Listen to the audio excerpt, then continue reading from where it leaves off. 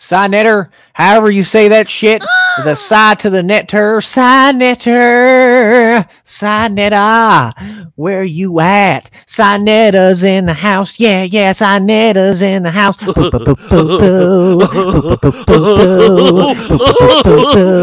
Signetta, do.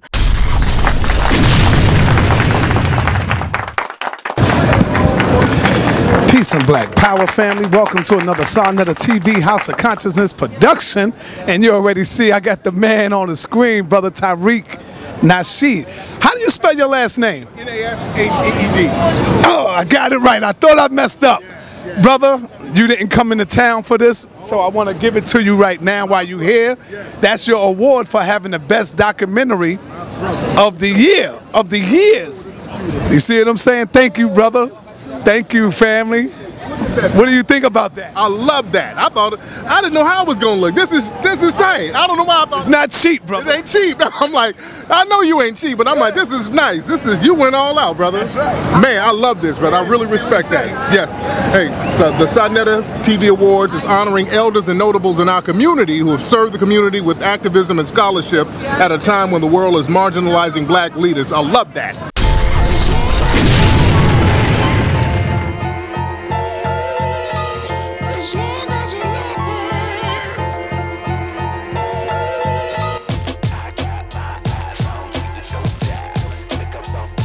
What is your perspective on that when you hear people say, we are not African, we don't have the African blood, we didn't come from Africa, we are aboriginal?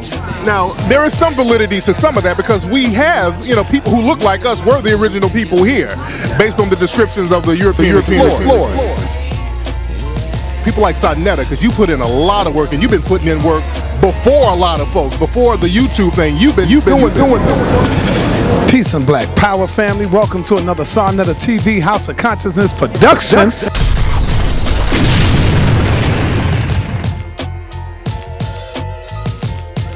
Love that, brother. Thank you, my brother. I had to hit you with that while you was here. I'm glad I was the one to give it to you, you know. Hold up, open it back up so you can put that in there in case you make a mistake and drop that. You gotta protect it, you know. Yes, brother. So I hit polite with his last night. He almost cried, man. yeah, I gave him his last night. All right, so my brother, I want to first say congratulations on your new album. Do you have a new single out right now? We're planning the neighborhood. I appreciate that, man. The Meek Slide album, man, it shocked all of us. It debuted at number 12 on the Billboard R&B charts, man. It was like the number 12 best-selling album. It was on Google Play. It was the number 1 R&B album on Google Play. It came up to number 3 on iTunes. And I just appreciate everybody who supported the album because we did an R&B album independently, and it took off like that. And people are calling for us to do concerts all over the place now, and we're getting prepared for that. And the reason I did the album is because I just got tired of our R&B music and our music just being diluted. When we look at what R&B is now, it's like Post Malone and Justin Timberlake, and hell, Justin Bieber is considered R&B now. So they're really muddying the water when it comes to our music, and we just have to take a stand and take control of our music like we used to. So that was the whole Meek Slide project. That's what it was all about. Even the name Meek Slide is the name of a black neighborhood that was in Tennessee, where black people fought against the white supremacists trying to burn their cities down. So there's a significance to the whole name Meek Slide. So, I thought it was very important for us to take control of all of our media. That's why I do movies independently. That's why I do music independently. That's why we have reality shows where we go around the country showcasing black businesses. We do that independently. So we have to understand people like me, people like Sarnetta, because you put in a lot of work, and you've been putting in work before a lot of folks, before the YouTube thing. You've been doing this stuff. So that type of black media is so needed in our community, and now people are gravitating towards you because, it takes a minute for people to kind of catch on to stuff. So now people are catching on to it and seeing the importance of having a black media apparatus where the truth comes out. Another thing that we have to do we have to support the black businesses that we have around the country. And that's why I did that reality show. You know, earlier tonight I was at a restaurant. I didn't even know who owned the restaurant. It was a restaurant called Spoon Fed right out here in Manhattan, in mid-Manhattan. And something just made me gravitate towards this place because of the decor. It had a real interesting look. So I went to this spot. It was a southern food type of joint. And the owner came out. It was a black dude. He was like, "Hey man, I appreciate you coming to my spot. I'm the owner." So my energy gravitated to me towards this black-owned spot right out here in Manhattan. And we have to go out of our way to support certain businesses like that. And we have to support places up in Harlem that's doing the right thing, black businesses in Brooklyn. So it's just very important to stay on top of our game and stay on code. Also, we got to support black nail shops, all that stuff, man. So we just got to be really on top of our game out here. How many tracks you got on that album, bro? On the Mink Slide album, we have 10 songs on there. We wanted to make everything really to the point. I didn't want to put a bunch of filler tracks on there. The Mink Slide album, we got 10 joints on there. Every joint can be a single. So when you hear the album, it's just bam, right out the box. Every joint is popping. And it's just like that classic R&B from the 80s. Back then, they didn't have an album with 18, 19 songs because only so many records could fit on a vinyl disc. So we wanted to go back to those days where it was like 8, 9, or 10 records on an album. It just got real to the point, and that made albums better, in my opinion. Now, because of the digital age, you got cats with 25 songs on there, but one hit, and the rest is just cats BSing around on there. So we wanted to go real traditional with the Mink Slide album. I notice the most critics that we get is the people that don't do nothing. You know what I'm saying? When I first saw the video came out, I seen people laughing and clowning. So I said, well, let me see what this is. I click on it, and automatically I gravitated towards it because I seen you having a lot of fun. To me, that was like, it was just awesome. And the video was done professional. So you had a lot of fun making that video because I seen the way you was doing that, brother. I noticed you did a Chicago travel show. Are you starting a black travel show? Yeah, the ISM Radio Show is basically a black travel show where we go around the country and we showcase different black businesses. We went to New Orleans first. Me and my co-hosts Bree and Layla, we went out there and went to different black businesses, showcased those. We went to black nail salons. We went to black bookstores, black cupcake shops, black coffee shops. Then we went over to Atlanta. We really had a great time in Atlanta. We went to my brother Killer Mike's shop. We went to what's that? The Housewives of Atlanta joint, the Old Lady Gang. We went to their great spot. We had a good time there. We went to some vegan spots over in Chicago. So we showcased a lot of black businesses around the country, and I thought that was very important. All right. I know you heard of the Madden shooting. The Madden shooting. Madden? I know you heard of the Madden shooting. What's your thoughts on that? A few days ago, down in Florida, in Jacksonville, Florida, a suspected white supremacist gamer shot up a gaming convention. It was a tournament, a Madden tournament, and the guy he shot was a black dude. And I've been warning people about these gamers in the gaming community. That's a recruitment ground for a lot of white supremacists. I've seen former, and I say former with quotes, former neo-Nazis admit that they recruit from the gaming community, where you put on those headphones and you can kind of correspond with different people around the world with those games. That's an excellent place to kind of communicate and get on code without being detected. And you can communicate and recruit people from all over the world anonymously. And if you listen to some of those video games, you know, usually it's a bunch of dudes spewing anti-black racism. You listen to one of those games and it's always nigga this, nigga that. So this is a breeding ground for that white supremacist mindset. So I knew something like this was going to happen. What's up, brother? Good to see you again. Yes, sir. All right. Man, you going in. What's up with the police union who offers $500 for police to take down suspects? I know you heard about that too, because I be seeing you going in, brother, on the politics, man.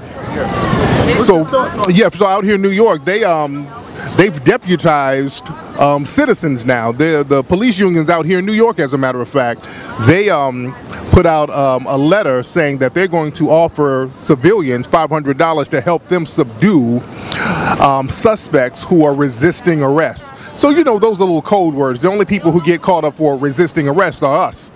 So what they want to do, they want to deputize other suspected white supremacists into targeting us and possibly harming us.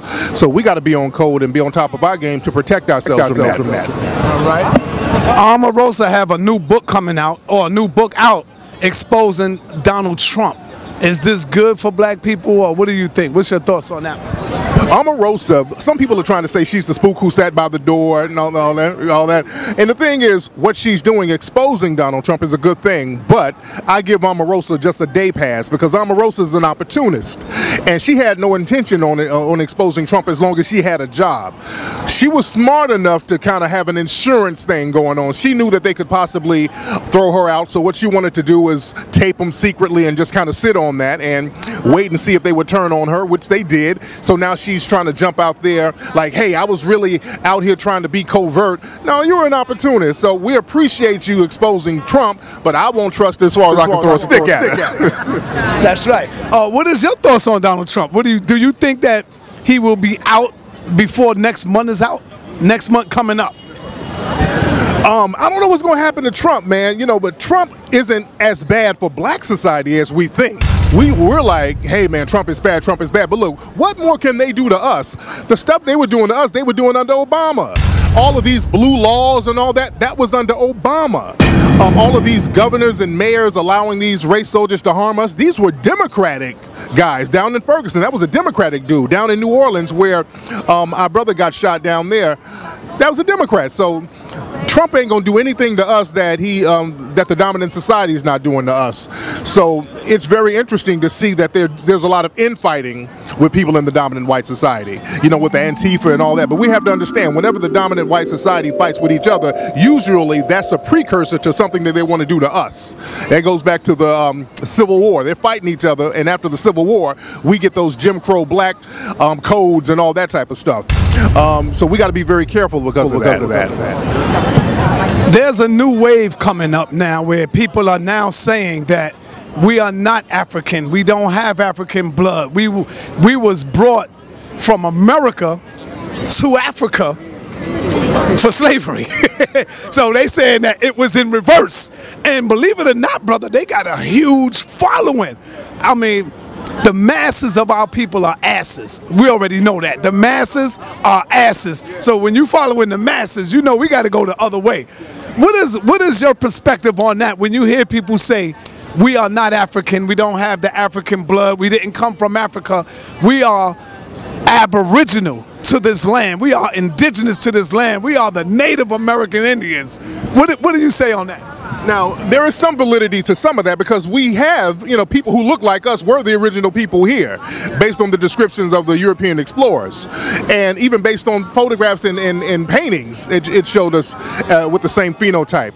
But there was, you know, Africans still brought over. We mixed in and amalgamated with a lot of the native people.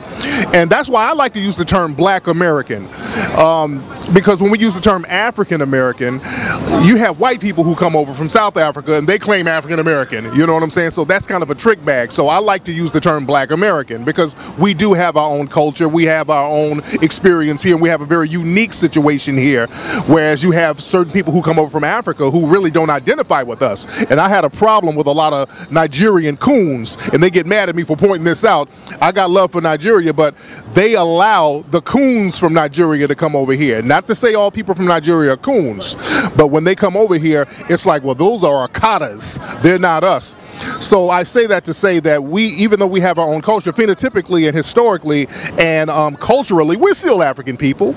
We are. So we can't deny that. A lot of us want to deny that because African is seen as negative. So we'll do anything to kind of shake that stigma. So we start claiming goddamn Eskimo if we'll try to get some brownie points with white people. What's the biggest issue plagues America? The biggest issue that plagues America and the biggest issue that plagues the planet is systematic white supremacy. And the biggest issue about systematic white supremacy is that the white supremacists are dying off. They're very open about their numbers dwindling. You have about 17 states in America where white people are dying faster than they're being born, meaning you can't reverse that. That means you're going extinct. And they know this. So there's a disease in Philly Is it Philly? Yes, it's in Philly that attacks white people in the suburbs. This disease goes past black people. Black people can't even catch this disease, but there was a news story saying that these mysterious diseases are targeting people in the dominant white society. So there's a rapid decrease in their population, and they're learning how to rule as a minority now, just like in South Africa. This is why they're becoming more aggressive with the racism. They're becoming more aggressive with the violence, because they want to get us in the mindset of accepting a minority rule from them. So we got to be on top of our game and not end up like what's happening in South Africa right now.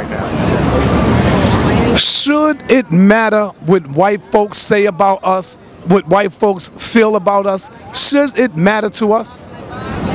The biggest hindrance to black society, we have a real big concern about what the dominant white society thinks and feels about us, and we kind of tread on eggshells worrying about what they're going to do or say. If they're going to harm you, they're going to harm you. Black people got to get off that. This is why I did the Hidden Colors series. When I first did it, I had black people mad at me because they thought white people were going to get offended. I had black people going in on me, like, why would you do this to offend white people? You're messing it up for me. It's that type of thing. Because black people, we still got to go to work. We still got to work for these people. This is why I say we have to create our own institutions where we're not afraid to be ourselves, where we're not afraid to speak the truth. Because we're taught to live a lie. We're taught to be fake with white supremacists. We're taught to go to work and do this little tacky horse and pony show where they're being fake and we're being fake. And that causes more stress with us. So we have to create our own institutions so that we can be who we are, and we can try to replace the system of white supremacy with a system of justice. Do you think one of the solutions for our people is voting? Should we vote as a collective, as a people, coming together, trying to make some change within our own community? When it comes to voting, we got to be strategic about voting. The thing is, it ain't just about going to the polls and just pushing the lever and then walking out. We have to have an agenda, and especially on a local level. The problem is, when it comes to voting, we never go in there and specifically ask for anything. And if we don't specifically ask for anything, we're not going to get anything. Other groups, like Hispanic groups, they go in there with some money and say, hey, we need some immigration reform popping off. Jewish groups go in there, they say, hey, we need some resources from the Holocaust. Or the Native Americans, they go in there and say, hey, we need resources for our land. This is why they get stuff. We're afraid to say we want something as black people. We start talking in code. We start saying stuff like, we want stuff for minorities. We want prison reform. Stuff like that. These are assumed benefits for black society, but they're not specific. So we got to stop being afraid to not be specific. It's that benign neglect policy that started in the 60s, where the white supremacists said, we're going to deal with black people by not mentioning black people. And they've been doing that for 50 years now. You speak about black people, about being on code. What do you mean? What is the code? And what is the code for white people? The code for white people are, well, the white supremacists, people who believe in white supremacy. They have the strongest code ever, and that's the thing that has kept them on top. Being a white supremacist means when you get in the room with another white supremacist, or even when you deal with black people, you're going to deal with them in a way where you're going to maintain dominance. The white supremacists are not going to do anything or say anything or even think anything that's going to put them in a weak position. That's being on code. Black people, we do not have that, and that's the only missing link, as our brother Neely Fuller says. We do everything opposite of a code. We sabotage ourselves. When you get 20 white people in a room, and if there's black people, them 20 white people are going to get on code. You put them in a jury room, and they see a black person on trial, guilty. They getting on code. You put 20 of us in the room, all of a sudden it's like, well, shit, he's Christian, he Muslim, he is Hebrew Israelite, fuck him. We start getting on some tribal bullshit. They put their tribal bullshit to the side and maintain dominance, and we got to get on that. Right, we going right along, because I know Polite got something. I don't want to keep you out late, because you might be sleeping on the plane going back home. All right. Do you think black people will ever have the courage to revolt? Well, the Haitians did, But we shouldn't have to wait until it gets into a dire situation for us to stand up and say, hey, we're going to at least protect ourselves. You know, even if you don't want to revolt, at least protect yourself. We're sitting around getting beaten and brutalized, and every mammal in nature, they know how to protect themselves. So we got to get that mentality. And, you know, the people in the dominant society, they anticipate that, because when we do, there's really no defense for them. They can create all the machinery and all the weapons they want to create, but if we decide to turn up, that's a real bad problem for them, because they can't centralize us. We're all over the place. So the thing is, they don't want us to get a cold. This is why our circles are always being infiltrated. When black people start talking about empowerment, all of a sudden a person comes out of nowhere talking about, well, what about LBGT issues? So the white supremacists know how to dissipate all of our movements so that we don't get on code, and we got to peep that game and not fall for it. All right, since you've been here in New York, how do people treated you? Have anybody ran up to you yet? White people, black people? Because they do this to us all the time. Me and Polite, we could be wherever we go, they run, oh God, take a picture with you. How they treat you, brother? Oh man, the brothers and sisters out here are lovely. What's up, family? Y'all good? Yeah. Yes, indeed. Yeah. Man, when I come to you, I get the utmost respect, coming all the way from the airport to the hotel. The Lyft driver be like, oh damn, Tariq. So yeah, they always show love, man. I've gotten so much love out here, man, and so much respect, and that's what I like about New York. New York is either one way or the other. It's like we fuck with you or we don't. So they got this thing where New Yorkers are rude. New Yorkers are not rude. They just ain't fucking with you. You understand? And so I love New York to life, man. My wife wants to move out here. I would. These brownstones are too damn hot. Them brownstones, god damn. Like, yeah, I guess those buildings are older. They can't put AC in there. I don't know what it is, but them brownstones, they hold heat. So if I can get me a New York beach house somewhere, I'd fuck with it. Right. Oh man. How would you describe yourself? A revolutionary, a black supremacist, pro-black, etc. How would you describe yourself? First, I say that I'm a victim of white supremacy. That's number one, because that's real. I'm in a system of white supremacy. I'm a victim, and I'm still trying to figure out how not to be a victim. One thing I don't like to call myself, I don't like to call myself a leader, which a lot of media outlets love trying to make me the black leader, and I always reject it, especially Fox News. I'm the leader of everybody when it comes to Fox News. I'm the Black Panther leader. I'm the leader of fucking Wakanda, if you let them tell it. But I reject that title, because once you have that title, everybody puts the onus on you. Everybody puts too much pressure on you, and we should have a leaderless movement. The code should be the leader. So as far as what I look at myself as somewhat of a revolutionary to a certain degree, but a revolutionary of thought, because that's where it starts. Because even if we have a physical revolution, what are we going to do the next week? How are we going to rebuild? How are we going to learn how to build an economy? So it takes thinking to do that. We can be about that rah-rah life, but after the rah-rah is over, you have to build something, and you have to replace what you've just taken away. I heard rumors out there that you was a pastor.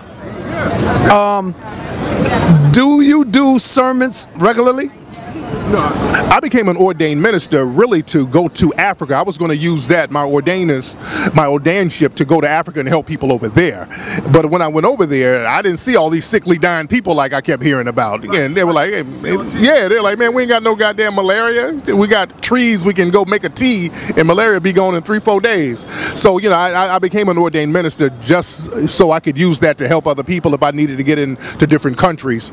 And, you know, I'm a traveling minister to a certain degree, because I travel around the world just kind of trying to empower people, and that's what I do. I don't try to be like the Creflo Dollars, anybody like that. I try to do something that's going to really help the people and really help myself, because I'm still trying to figure out how to deal with systematic white supremacy. What is your thoughts on debates? Would you ever participate in the debate? Now, I don't really do debates, because that's just not my cup of tea. I like to go directly to the white supremacy. How you doing, brother? All right, y'all. Yeah, I like to go directly towards the white supremacists. That's why when I debate on Fox News or something like that. Yeah, I don't really like to debate other brothers. It's like, to me, like Neely Fuller said, that's like debating in a prison cell. You're debating with another prisoner. So I want to go to the warden and really get on them and start slashing them. I go after the Richard Spencers and the Jared Taylors. I go after the big dogs like that. But it's good for brothers to debate because that gets folks on top of their game. And I respect that part of it. That's a good way to share information. You share knowledge. If somebody's slipping and incorrect with the knowledge, you're having a debate and you're correcting that person. I remember when my brother Polite debated SETI, and I said, hey man, Polite smash dude, and niggas was mad at me. I'm like, niggas is mad at me. I'm like, what the fuck you mad at? This shit wasn't even close. It wasn't even close. And shout out to SETI. No disrespect to him. That's just what it is. So just because somebody bigs up the next dude for having more charisma, more knowledge, more factual information, that's not me shitting on the other guy. My other dude needs to just step it up a little bit. So we have to be respectful when it comes to that. So that's my thing. When it's a debate and motherfuckers want to fight afterwards, then, all right, we need to chill out with that. But if it's a respectful thing, that's cool in the game. Tell us about Hidden Colors. What motivated you to first begin Hidden Colors 1, to start this series off? How did you come into that thought and idea? When I was in 2010, that's when I first came up with the concept for Hidden Colors. I was in Australia. I went to Australia and I was looking at the Aborigine people. I was trying to find the Aborigine people and I couldn't find them. Yes, please. Thank you, brother. When I went to Australia, I was trying to find the Aboriginal people and I couldn't find them. And I found out that many of them were killed off. Many of them were funneled into ghetto areas. There was like a light genocide there. And I noticed that the people who were white there, every time I asked about the Aborigines, they were almost embarrassed to admit what was going on. So that made me say, I need to come over here and start letting people know these white supremacists are getting on code. So I need to let us know about our history. And at the time, you had movies like Precious and The Blind Side and all these movies showing us in such a negative light. And we kept wondering who's going to make something positive, who's going to make a movie for us, by us, that's going to tell a positive message historically. And there was nobody doing it. So I'm like, okay, well, I have to step up to the plate and try it. And that's when we started Hidden Colors 1, and it became a global phenomenon. Why is Hidden Colors so important to black people? Because black people all over the world gravitate towards that. I hear people talking about Hidden Colors all over. You know, it's like a melanin explosion. And what I mean by that is the knowledge and the infinite. You know, like an explosion, you shoot off a shotgun and pellets go all over the world. Yeah. Well, that's the way the consciousness is. Yeah. It's a melanin explosion where this consciousness is hitting everybody. Everybody's starting to wake up and trying to wake up. You know, so why do you think it's so important to us as a people? Yeah. The Hidden Color series is important because it conglomerated a lot of knowledge that was already there. Remember, you've been doing these videos. A lot of people that I saw in your videos became people in Hidden Colors. We've had little videos scattered of our scholars for 30, 40 years. And what I wanted to do, I wanted to get some of these scholars and just put them in one setting and take bits and pieces of everything and just kind of put it together with images. The images were very important because we're a visual society. We like to see what we're hearing.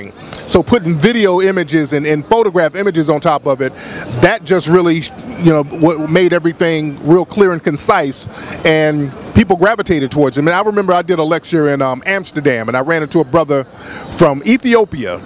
And the brother said when he first saw Hidden Colors, it was so overwhelming to him. Every time he watched it, he started having seizures. I mean, he kept seeing electric lights because the information was just blowing him away.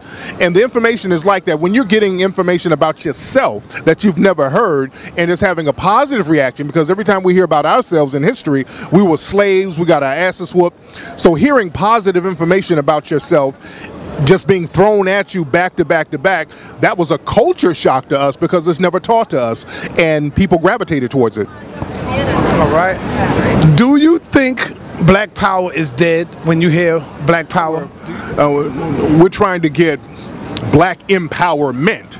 So we're trying to be in a position where we're empowered to protect ourselves. Once we get to that position where we can protect ourselves from outside forces, that's when we'll be fully empowered. So we're on our road to black empowerment. So Black Power, a lot of that is sloganism, and I don't like to get caught up in too much sloganism. We are on the road to empower ourselves, and what we have to do is start by empowering ourselves economically, academically, educationally, militarily, and socially. All right, 2 more quick questions. Tell us about your last project, about Haiti. Tell us about 1804. Was that successful? Was it a hit? Did it do good? Man, 1804 was a huge smash. It was like the #1 documentary on Amazon for like 3 or 4 months. That was a huge movie, and the Haitians love it. Obviously, you know, they still show it down. They were showing it all month of August down in Miami, all over the place. And that's one of my favorite movies because the reenactment scenes. I had a real good time doing the reenactment scenes. That's one of my most elaborate movies because we got a lot of extras. We had brothers and sisters reenact the slave scenes and the rebellion scenes, and that's something that's never been seen before. And just the energy of that is so powerful, seeing black people whooping ass like that, and it's a real story. That's the thing. It's not fantasy. It's not, you know, the Black Panther, nothing like that. This stuff really happened. And what's funny, I got criticized heavy by a lot of white people because they thought, okay, well, Tariq is trying to throw out some dog whistles. They were like, well, you're trying to talk in code, putting this movie out. You're trying to instigate something. No, I'm just telling history just like everybody else. Last question, brother. What is Hidden Colors going to do for us part 5? What should we expect on Hidden Colors? Are you going to turn it up even more with part 5 because you have learned so much through your experience with 1, 2, 3, and 4. So I know you're about to give us some flavor on part 5, brother. Man, Hidden Colors 5 is about to be raw. We taking this thing from the scholarship to the streets. I mean, we taking it there because what we want to do is show that there was a black warrior class, and we need to have that black warrior class that protected the community. We're talking about the history of black warfare, medical warfare. We're talking about how there's a correlation between the consciousness and the street crowd. In this version of Hidden Colors 5, we got a lot of good heavyweights in it. We got some of the people from the other series. We have James Small, we have Brother Kaba in it. We got a lot of new faces in it. We got our brother Jabari in it, spitting hot fire. The sister we interviewed today, Queen Afua, wonderful, powerful sister. I'm mad that I'm just learning. I just learned about this sister fairly recently, and I'm mad nobody told me. But yeah, dude, I'm mad y'all didn't put me onto this sister. As powerful as she is, I feel healed just by being in her presence. She was so powerful, especially with the information she was dropping was so precise. Also in this one, I have my brother Dame Dash. He's breaking some good game down. Yeah, Dame, Harlem legend. Harlem legend, that's my brother. Economics. Yeah, oh yeah, yes he is.